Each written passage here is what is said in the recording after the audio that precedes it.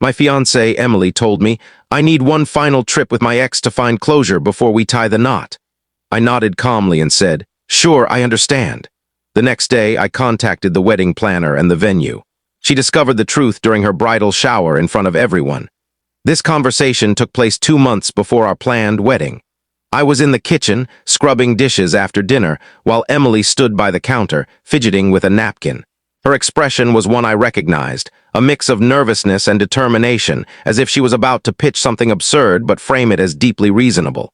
Sweetheart, she started, her tone gentle yet heavy, we need to discuss something important.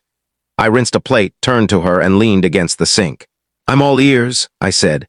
It's about Ryan, she said, dropping her ex-boyfriend's name like a quiet bombshell into our peaceful kitchen. Ryan, her partner of 5 years before me, was a constant shadow in our relationship, haunting her anecdotes. She claimed they were done, but I wasn't naive. I'm a structural engineer. My job is to spot weaknesses in a framework before it collapses. Ryan was a gaping flaw in ours. What about him? I asked, keeping my tone steady. She inhaled deeply, as if bracing for a plunge. I can't fully commit to our future, to our marriage, without closing the chapter with him. He reached out, and we both feel we need one last meeting to say a proper goodbye, to let go of the past. I stared at her, letting the boldness of her words sink in. This wasn't a casual coffee meetup. She didn't operate that way. What does a proper goodbye entail? I asked. Just a weekend, she replied quickly. We'd visit that little mountain town we used to love, to talk, reflect, and end things for good. This way I can return to you fully without any emotional baggage. It's for our relationship. Her words were a clever twist, framing her betrayal as a selfless act for us. My mind pieced together the clues, her secretive texts, the late nights at work. This wasn't a sudden need for closure. It was a planned rendezvous she wanted my approval for. Another man might have exploded, called her out on the spot. But I'm an engineer. When a structure shows signs of failure, I don't react emotionally. I analyze, assess, and decide whether to reinforce or dismantle. In that moment, I chose to dismantle. A cold, clear resolve settled over me. Our engagement was over. The wedding of fantasy she hadn't yet realized was gone.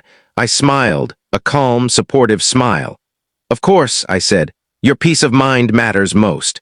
If this is what you need to be ready for our life together, go for it. Her face lit up with relief, as if she'd pulled off a perfect scheme. Thank you, darling, she said, wrapping her arms around me. I knew you'd get it. You're amazing. I hugged her back, already mapping out my next moves. When are you going? I asked. This Friday, she replied. I'll be back Sunday evening. I've already taken time off work. Naturally, she had. I nodded, stepping back. All right, enjoy your closure. She left the kitchen, already texting, likely Ryan, while I stood there, the hum of the fridge filling the silence. The engagement was finished. She thought she had 3 days to say goodbye. In truth, she had 3 days until her world collapsed. Update 1*. The day after our talk, I launched my plan.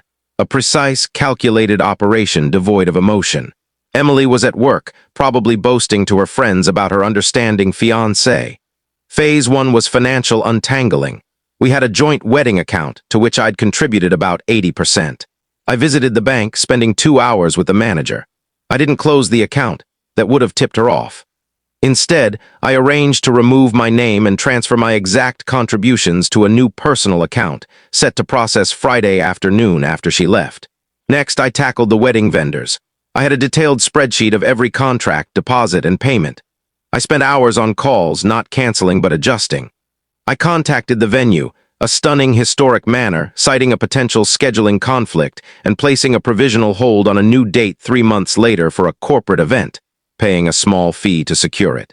I did the same with the caterer, florist, and band, explaining our wedding was uncertain, but my company needed their services for a future event. The wedding was becoming a phantom corporate gathering, tying up deposits without personal liability.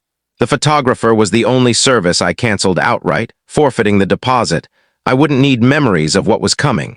Phase 2 was evidence collection. I needed irrefutable proof.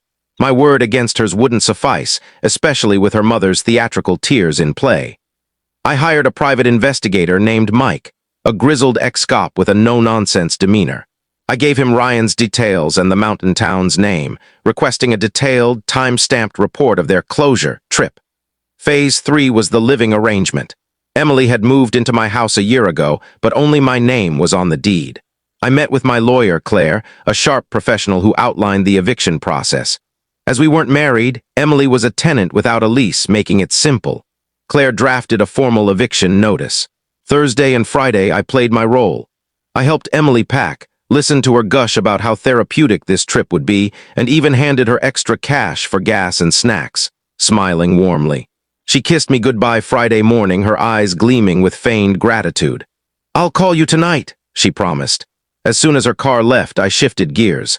I finalized the bank paperwork, transferring my 80% from the wedding account. I reported my credit card, where she was an authorized user, as stolen. That evening, Mike sent his first update. A photo of Emily and Ryan checking into the Pine Haven Resort, a luxury spa known for romantic getaways, not a rustic cabin. They were holding hands. Over the weekend, I packed her belongings, clothes, books, trinkets carefully without breaking anything. This wasn't about anger, it was about erasure.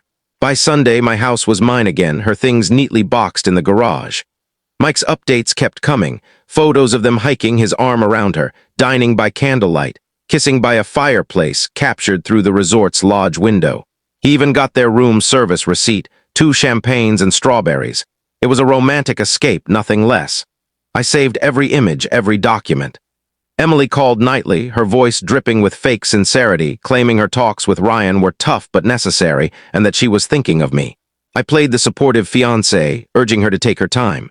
She was due back Sunday at 6:00 p.m. At 4:00 p.m., I finalized my plan.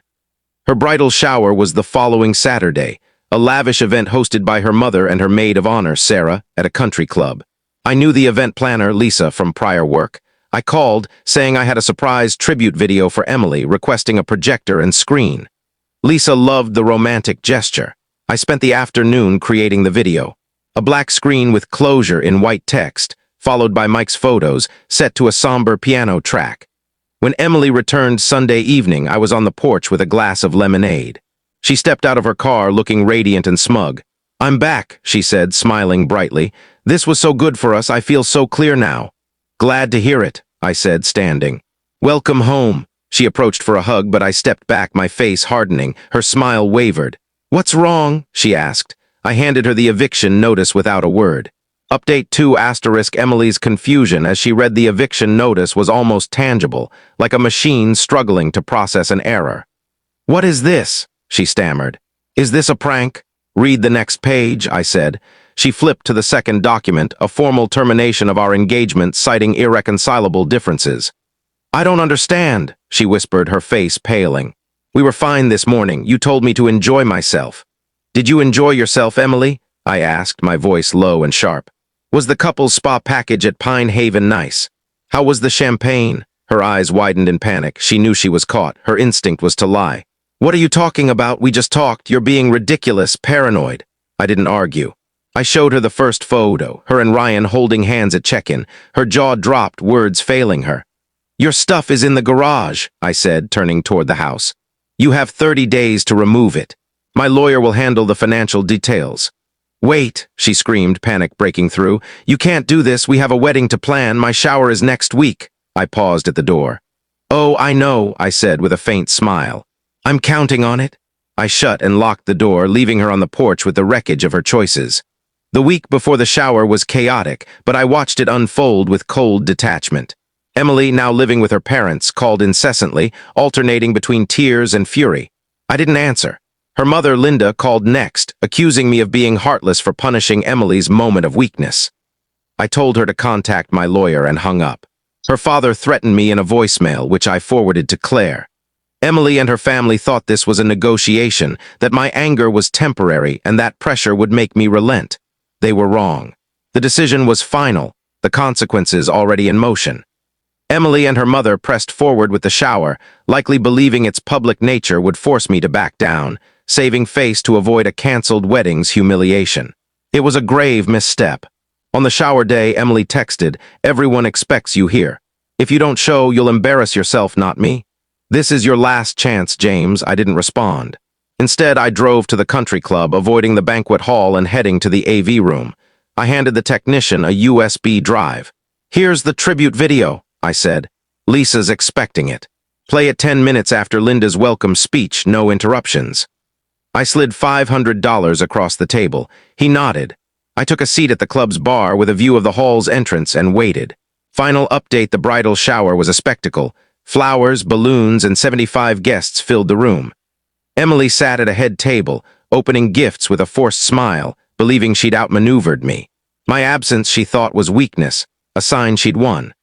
I watched from the bar as Linda gave her welcome speech, a syrupy ode to her perfect daughter and her devoted fiancé, subtly pleading for me to reconsider. The room applauded politely. 10 minutes later, the lights dimmed, a screen lowered, and my video began. It opened with a joyful photo of Emily and me from our engagement day, soft piano music playing. Guests cooed. Emily looked at the screen, hopeful, likely thinking I'd sent a romantic apology. Then came the black screen with closure in white text. The next image was Emily and Ryan holding hands at Pine Haven's check-in. A collective gasp filled the room. Emily's smile vanished. The slideshow continued, photos of them dining romantically, laughing in a hot tub, kissing by a fireplace. Mike's work was impeccable, the evidence undeniable. The room's warmth turned icy, murmurs giving way to stunned silence. Linda frantically signaled to stop the video, but the technician, loyal to my cash, let it run. The final slide showed their room service bill: champagne, strawberries, couples massage.